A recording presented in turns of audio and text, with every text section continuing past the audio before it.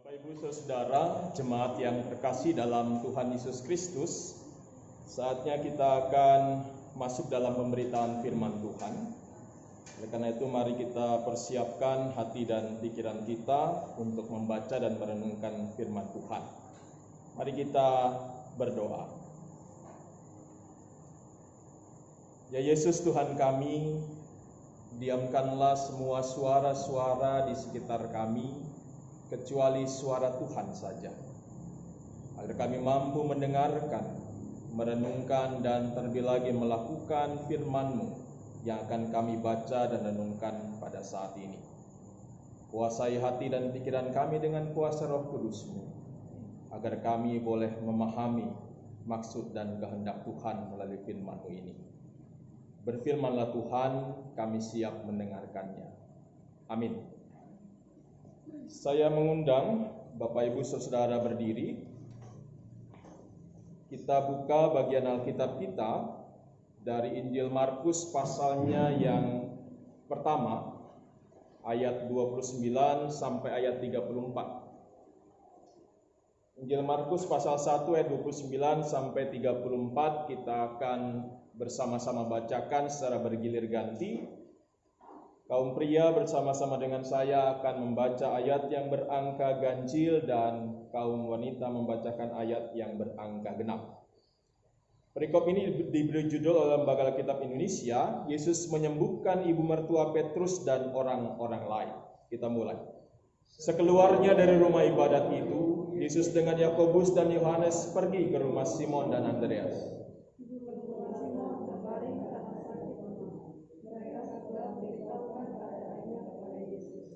Ia pergi ke tempat perempuan itu dan sambil memegang tangannya, ia membangunkan dia. Lalu lenyaplah demamnya.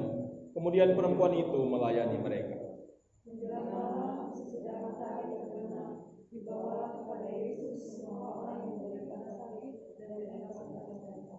Maka berkerumunlah seluruh penduduk kota itu di depan pintu.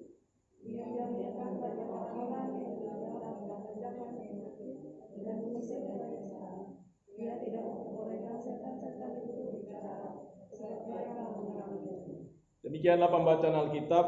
Yang berbahagia adalah setiap kita yang memelihara firman Tuhan dalam setiap langkah kehidupan kita. Terpujilah Yesus Kristus, Maranatha. Maranatha, Maranatha, Maranatha. Silakan duduk kembali.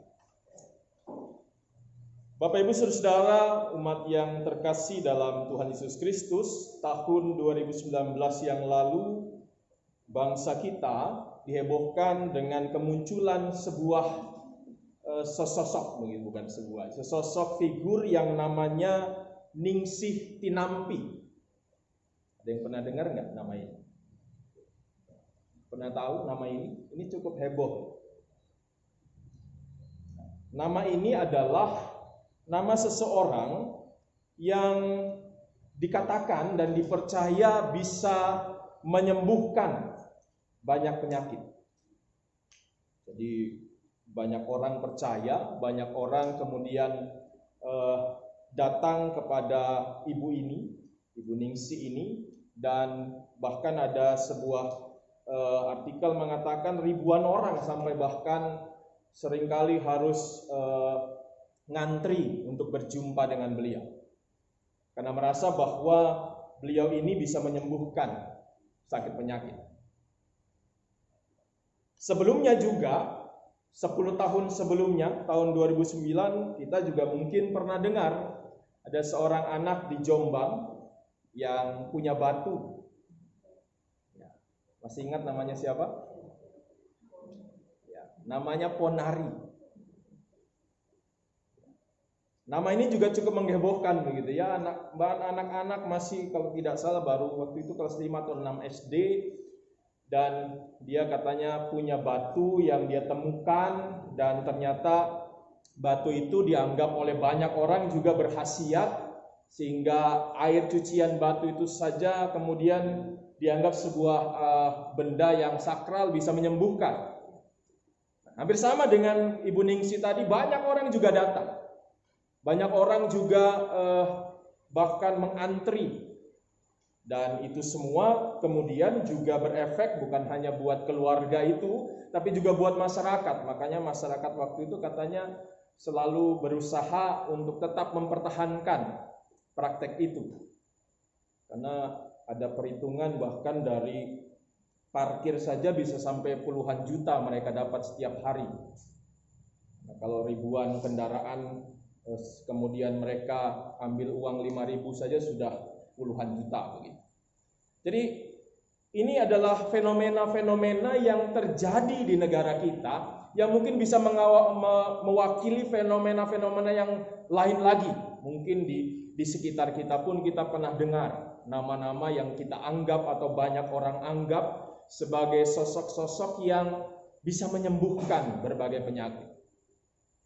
Nah, setiap ada fenomena seperti itu, setiap ada orang yang kemudian dianggap bisa menyembuhkan, ya tadi fenomenanya adalah banyak orang datang.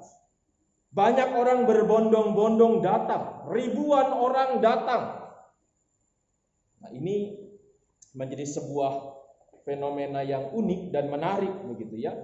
Karena memang ini semua membuktikan kepada kita semua satu hal, bahwa setiap orang yang sakit itu pasti mau sembuh. Betul ya?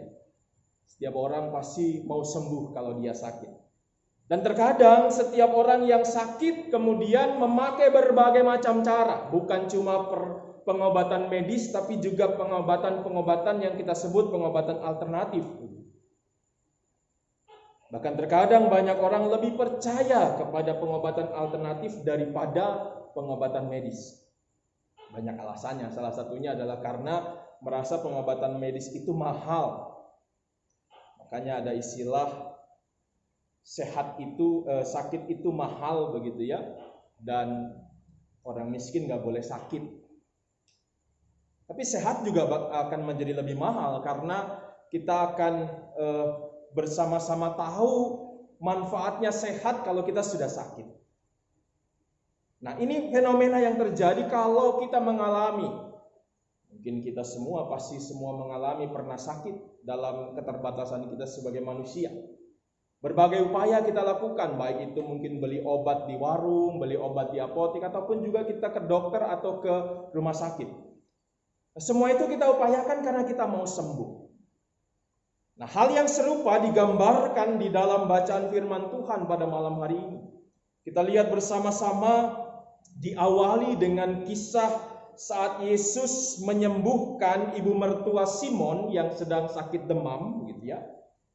Karena ibunya sembuh, banyak orang tahu, sehingga kita lihat bersama-sama di dalam ayat yang ke-32 dan 33, di situ dikatakan, dibawalah kepada Yesus semua orang yang menderita sakit dan yang kerasukan setan. Jadi artinya kita bayangkan begitu ada berita, ini kan fenomenanya hampir sama ya. Ada berita orang disembuhkan oleh tadi Ibu Ningsi atau oleh Ponari, banyak orang datang. Demikian juga kita lihat dalam konteks waktu Yesus menyembuhkan ibu mertua Simon, juga banyak orang mendengar itu dan kemudian datang kepada Yesus. Banyak orang membawa orang-orang sakit, keluarga mereka, saudara mereka, supaya mereka bisa disembuhkan. Bahkan salah satu peristiwa yang sangat kita kenal adalah bagaimana ada sebuah keluarga yang bahkan itu membawa keluarga mereka yang sakit, kemudian menurunkan keluarganya dari atap rumah hanya untuk berjumpa dengan Yesus. Karena mereka mau sembuh, karena mereka mau mengharapkan kesembuhan, dan semua orang memang pasti mau melakukan itu dalam kehidupannya.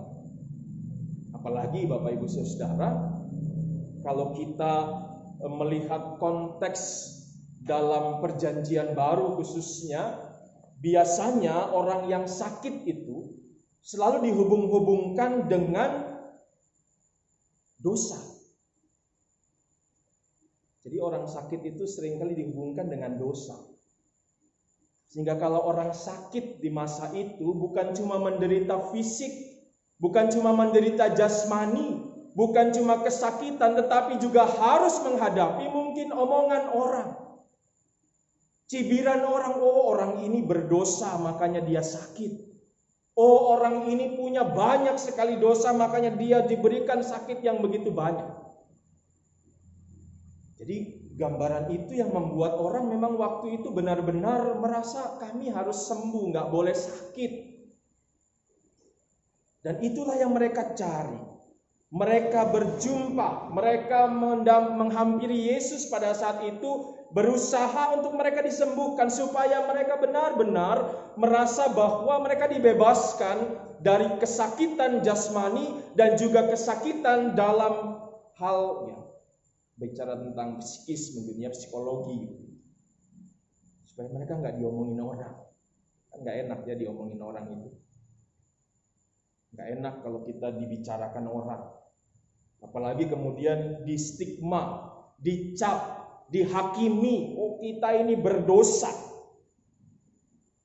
Artinya itu yang menjadi gambaran bahwa waktu itu juga mereka selalu menginginkan kesembuhan. Mereka selalu menginginkan pembebasan dari sakit mereka.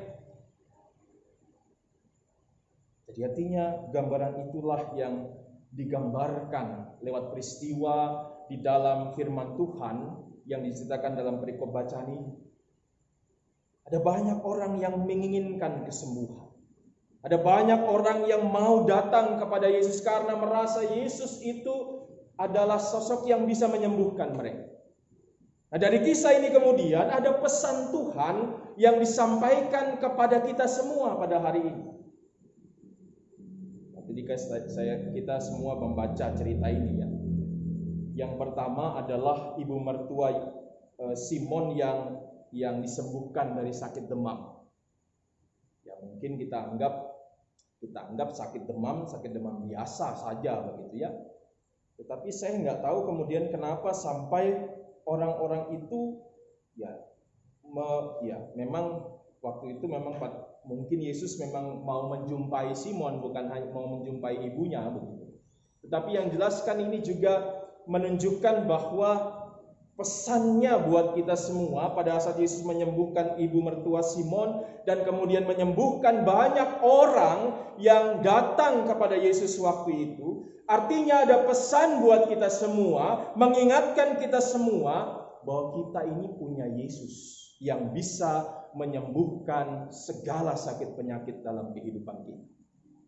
Yang bisa memulihkan keadaan kita, apapun yang kita alami. Ini kan yang digambarkan juga di dalam khotbah hari Minggu yang lalu begitu ya.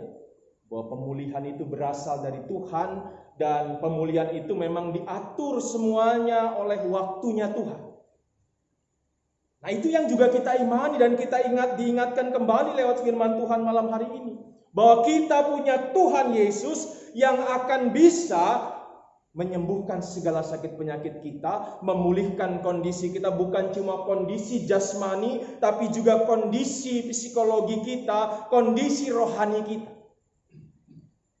Nah, dari khotbah yang lalu pun kan diingatkan bahwa pemulihan yang diberikan bagi bangsa Israel itu bukan cuma bicara tentang pemulihan ekonomi mereka, tetapi pemulihan buat kehidupan iman mereka, di mana mereka digambarkan akan membuang patung-patung yang selama ini mereka sembah. Artinya ada pesan kembali buat kita, pesan yang serupa buat kita untuk mengingat bahwa Tuhan itu melebihi segala sesuatu dalam kehidupan kita, kuasanya. Dan artinya kalau saat ini kita percaya, kita beriman kepada Tuhan Yesus, artinya juga bahwa kita akan mengalami pemulihan, mengalami kesembuhan, mengalami kuasa Tuhan yang besar dalam kehidupan kita. Jadi kalau kita sudah diingatkan hal ini, kira-kira apakah kita masih harus takut dan khawatir dalam kehidupan kita? Mungkin pertanyaannya saya ganti deh, karena namanya takut dan khawatir ini memang manusiawi juga ya. Selama kita di dunia memang nggak bisa hilang. Tetapi yang perlu kita ingat adalah jangan pernah ketakutan dan kekhawatiran itu menguasai hidup kita. Karena itu yang kadang terjadi dalam kehidupan kita.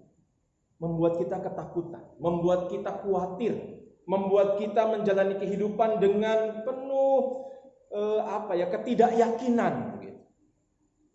Itu yang kadang terjadi dalam kehidupan kita. Meskipun kita sudah mengatakan saya percaya Tuhan, saya mengaku beriman kepada Tuhan.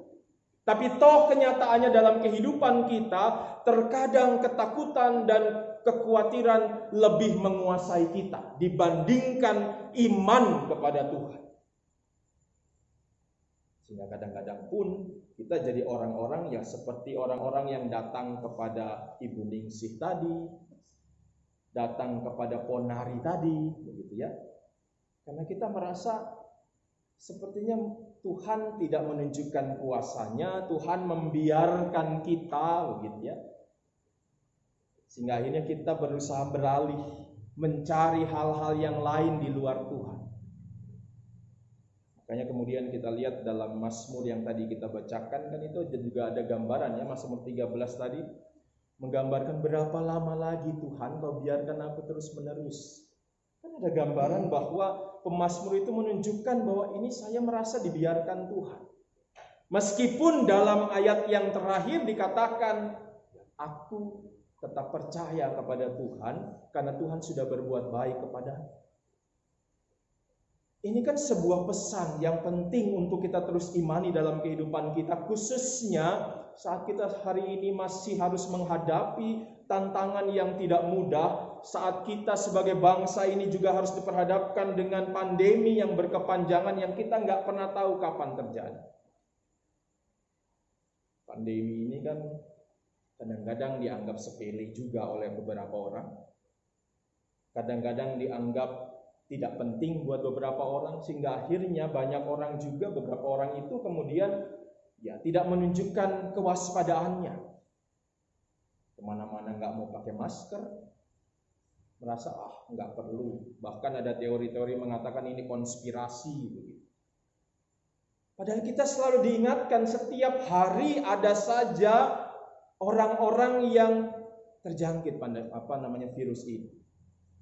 Bahkan dalam beberapa hari belakangan ini kan angkanya bukan semakin menurun, tambah naik lagi. Yang dulunya mungkin cuma 2.000, 3.000, 4.000 sempat sampai angka 8.000-an orang. Ini kan menunjukkan bahwa virus ini ada. Ini menunjukkan bahwa penyakit ini ada. Dan gak bisa kita anggap sepele. Kalau setiap orang merasa ya pemikirannya ini gak penting, ya tadi semakin banyak juga orang yang gak akan waspada. Mungkin kita juga harus berpikir bukan cuma buat diri kita sendiri. Karena banyak orang cuma mikirin diri sendiri. Ya buat saya mungkin karena saya sehat, saya ini imunitas saya baik, saya gak kena. Tapi bagaimana dengan keluarga kita? Bagaimana dengan saudara-saudara kita? Bagaimana juga dalam persekutuan kita? Jangan-jangan kalau kita kemudian tidak waspada, kita anggap sepele, malah kita jadi penular buat saudara-saudara kita.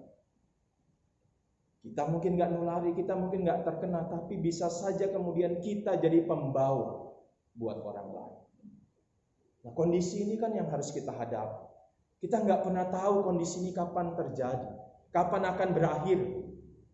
Tapi kita juga bersyukur kalau kemudian ada berita-berita yang baik yang kita kemudian bisa dengarkan, bisa kita lihat bahwa antivirus sudah mulai datang ke Indonesia, ada sekitar 1,2 juta atau 1,4 juta begitu. Ini kan tanda-tanda hal yang baik. Tetapi kita percaya bahwa semuanya tidak akan berarti kalau Tuhan tidak menyatakan kuasanya buat kita. Jangan berpikir terus bahwa itu karena kehebatan manusia. Itu karena kehebatan negara-negara maju. Kalau Tuhan tidak berkenan, kalau Tuhan tidak menyatakan kuasanya, percuma juga semua itu.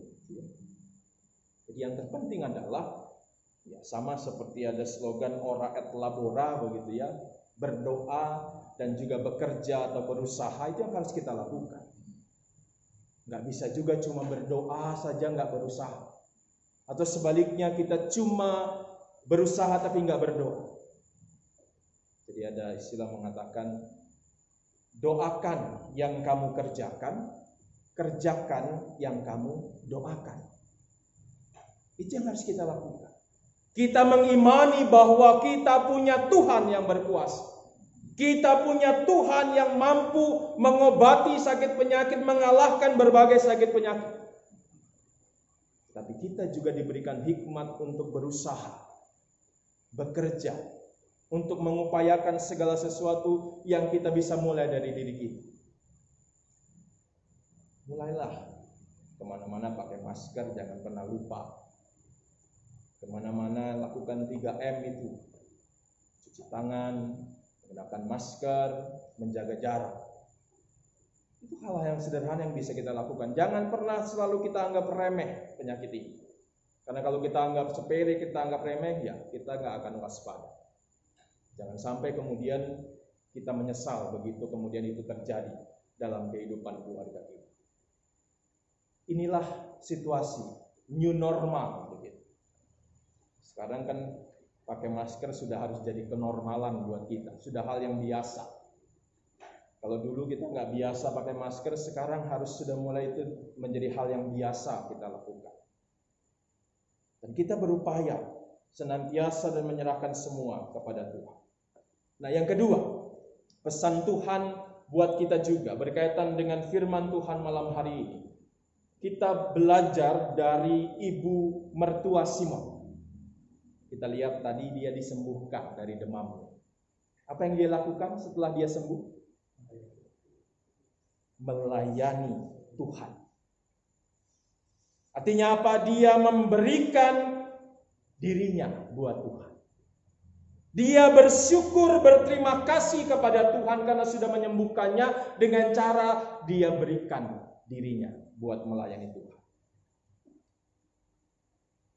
Itu yang harus kita teladani dalam kehidupan kita. Kalau kita sudah merasakan berkat Tuhan, kalau kita sudah merasakan pertolongan Tuhan, jangan lupa lagi sama Tuhan. Makanya ada istilah kalau lagi susah, lagi butuh Tuhan, menyanyi haleluya.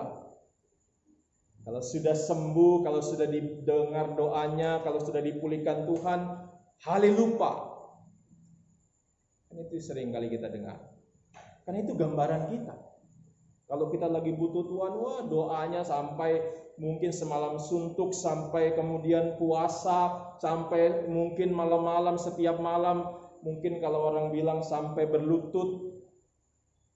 Begitu doanya dijawab, Tuhan lupa.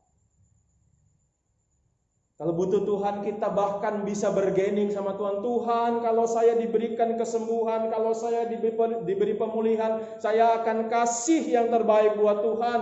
Saya akan melayani Tuhan. Saya akan berikan apa yang saya punya buat Tuhan. Begitu terjadi, lupa sama Tuhan. Itulah kita manusia. Kadang-kadang kita ini semua gitu ya, punya penyakit yang sama, penyakit lupa. Sehingga kadang-kadang kita juga melupakan Tuhan dalam kehidupan kita. Jadi hari ini Tuhan mengingatkan kita semua. Saya mengimani bahwa kita semua ini sudah mengalami pemulihan, sudah mengalami kuasa, sudah mengalami berkat dari Tuhan. Saatnya yang kita harus lakukan adalah belajar dari ibu mertuanya Simon, yaitu kita memberi diri buat Tuhan. Kita berikan yang terbaik buat Tuhan.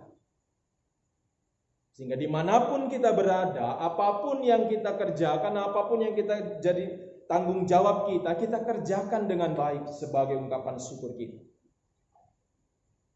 Saya harus ingatkan Bapak Ibu, berdasarkan firman Tuhan, hal ini gak mudah. Ada salah satu cerita Alkitab yang selalu saya pakai untuk menggambarkan ini. Tentang 10 orang kusta yang disembuhkan Tuhan.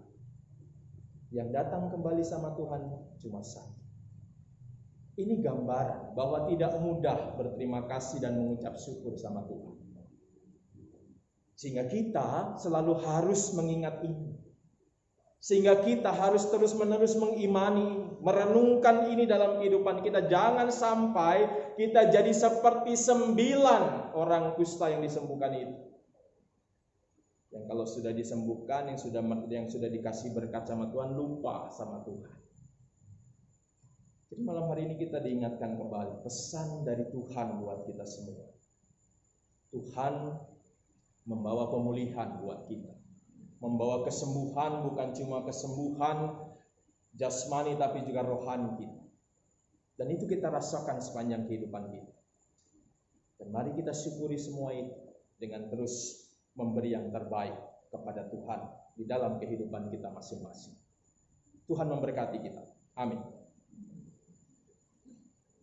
Mari kita menyanyi dari Kidung Jemaat nomor 53, bait 1 dan 3 sebagai respon dari firman Tuhan. Tuhan Allah telah berfirman.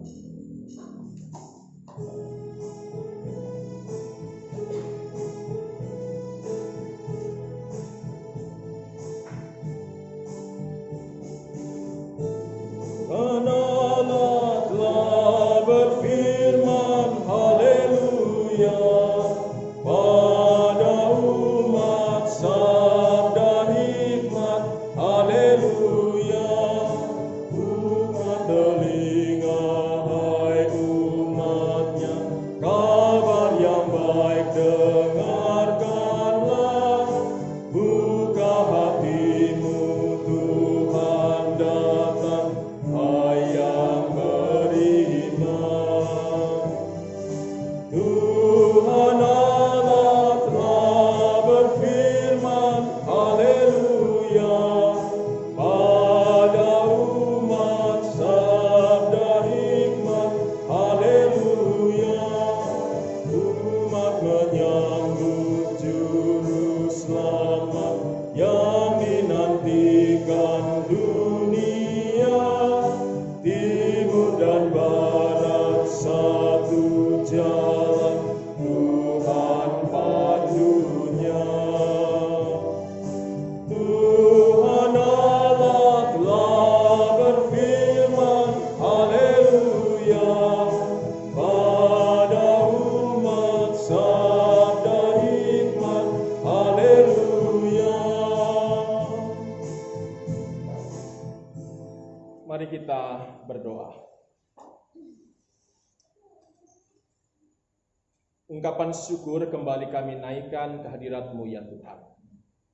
Hari ini melalui firman-Mu kami diingatkan kembali akan besarnya kuasa yang Engkau miliki.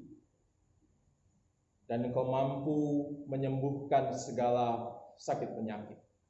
Engkau mampu memulihkan segala kondisi yang harus kami alami.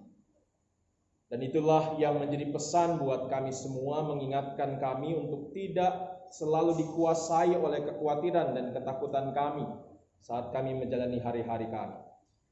Karena kami juga menyadari banyak hal yang harus kami alami yang seringkali membuat kami takut, membuat kami khawatir, dan itu semua menguasai kami. Dan kami juga diingatkan melalui firman-Mu malam hari ini, bahwa kami sudah mengalami kuasa dan kasih-Mu dalam hidup kami. Sehingga belajar dari ibu mertua Simon, kami juga selalu mau memberikan yang terbaik kepada Tuhan. Memberi diri kami untuk melayani Tuhan di tengah-tengah kehidupan kami dimanapun Tuhan menempatkan kami. Tolonglah kami ya Tuhan, agar kami mampu melaksanakan firman-Mu ini. Sehingga kami benar-benar bukan cuma menjadi pendengar, tetapi juga pelaku firman Tuhan.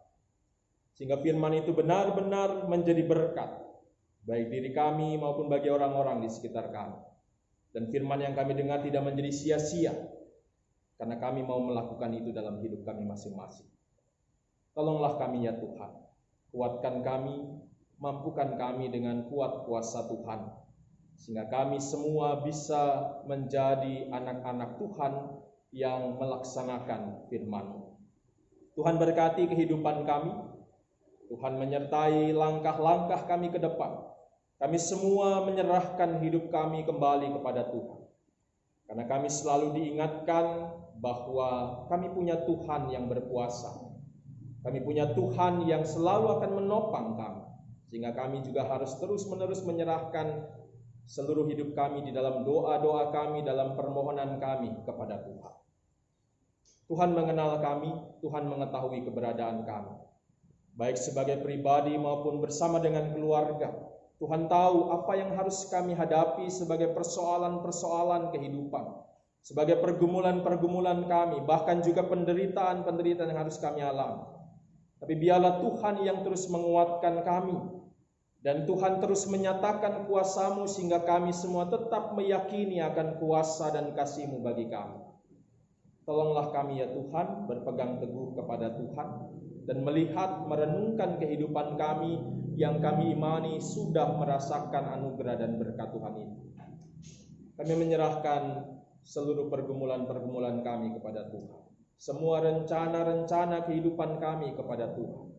Semua tugas dan tanggung jawab kami baik di tengah-tengah keluarga, di tengah-tengah persekutuan gereja-Mu ini, bahkan juga di tengah-tengah masyarakat di mana Tuhan menempatkan kami.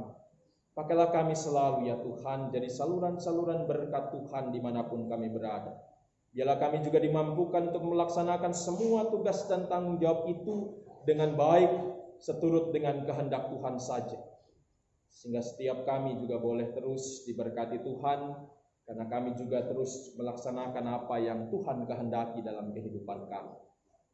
Tuhan Yesus, kami menyerahkan hidup kami semua ini kepada Tuhan. Demikian juga kami berserah menyerahkan persekutuan kami sebagai gereja-Mu. Gereja-gereja yang ada di muka bumi ini, terkhusus gereja kami GPIB dan terlebih lagi GPIB Air Hidup Kamal ini. Kami bersyukur atas anugerah yang Tuhan berikan bagi kami di tengah-tengah persekutuan ini. Kami bersyukur atas berkat Tuhan yang ada di tengah-tengah persekutuan ini. Dan biarlah kami selalu mengucap syukur atas apa yang Tuhan berikan, dengan juga terus mengelola, juga dengan terus memberikan yang terbaik di tengah-tengah persekutuan ini. Tuhan berkati persekutuan kami, Tuhan berkati semua warga jemaat yang ada. Biarlah Tuhan terus menyertai kelangsungan persekutuan ini ke depan agar terus terjaga dan terpelihara dengan kasih Tuhan. Biarlah kami hidup saling mengasihi, hidup saling memperhatikan, dan biarlah kami juga boleh saling menopang satu dengan yang lain dalam doa-doa kami. Dan biarlah kami bisa hidup berdampingan bersama-sama dengan penuh kasih. Dan kami membangun persekutuan ini menjadi tempat di mana kami juga melayani dan juga bersaksi demi nama Tuhan. Tuhan Yesus berkatilah semua saudara-saudara kami yang saat ini dalam keadaan sakit. Tuhan berkati mereka, Tuhan sembuhkan mereka dengan kuat kuasa-Mu. Bagi mereka yang ada di tengah-tengah pergumulan-pergumulan, Tuhan juga hadir bagi mereka untuk menopang dan memberkati. Demikian juga kami doakan buat semua warga jemaat dalam keberadaan mereka, khususnya mereka yang bersyukur, bersukacita akan anugerah dan berkat Tuhan, khususnya pertambahan usia. Tuhan juga berkati mereka selalu. Biarlah syukur mereka naikkan kepada Tuhan sebagai sumber berkat dan sukacita. Kami juga berdoa bagi bangsa dan negara kami, bagi pemimpin-pemimpin bangsa ini. Tuhan berkati selalu dengan hikmat dan kebijaksanaan agar bisa memimpin bangsa ini dengan baik. Kami doakan agar situasi dan kondisi tetap terjaga dan terpelihara, khususnya di mana pada hari ini beberapa daerah melaksanakan pemilihan kepala daerah. Tuhan juga berkati sehingga tetap situasi dan kondisi aman, damai, dan kondusif, dan semua bisa terlaksana dengan baik. Kami juga doakan ya Tuhan, semua keamanan yang sedang terjadi pada saat ini Tuhan juga terus berkati, sehingga aparat-aparat negara, TNI dan Polri juga tetap terus memelihara keamanan dan kedamaian bangsa ini. Tuhan Yesus berkati mereka semua. Berkati juga tenaga-tenaga medis yang terus berjuang dalam pandemi ini. Berkati semua pihak, semua ilmuwan, semua yang ambil bagian di dalam proses pemulihan bangsa ini. Kami mohon Tuhan pakai mereka sebagai saluran berkat dari Tuhan. Kami doakan khususnya buat Kabupaten Bangkalan, Kecamatan Kamal, Desa Banyu Aju, juga RT dan RW di mana kami tinggal. Tuhan berkati selalu, sehingga kehadiran kami pun bisa jadi saluran berkat Tuhan di tengah-tengah keberadaan kami. Ya Tuhan Yesus, inilah doa kami kepada Tuhan. Kami menyerahkan setiap seruan dan doa kami bersama dengan semua yang dinaikkan jemaat Tuhan atas keberadaan hidup mereka masing-masing. Dan dialah Tuhan mendengarkannya dan juga Tuhan menjawabnya seturut dengan kehendak Tuhan. Ya Tuhan, dalam pengasihan-Mu kami mohon, peliharalah kami dalam Yesus Kristus Tuhan kami yang telah mengajar kami berdoa.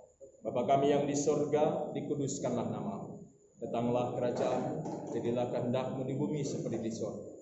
Berikanlah kami pada hari ini makanan kami yang secukupnya, dan ampuni kami akan kesalahan kami, seperti kami sudah mengampuni yang bersalah kepada kami. Dan janganlah kami dalam pencobaan, tapi lepaskan kami daripada yang jahat.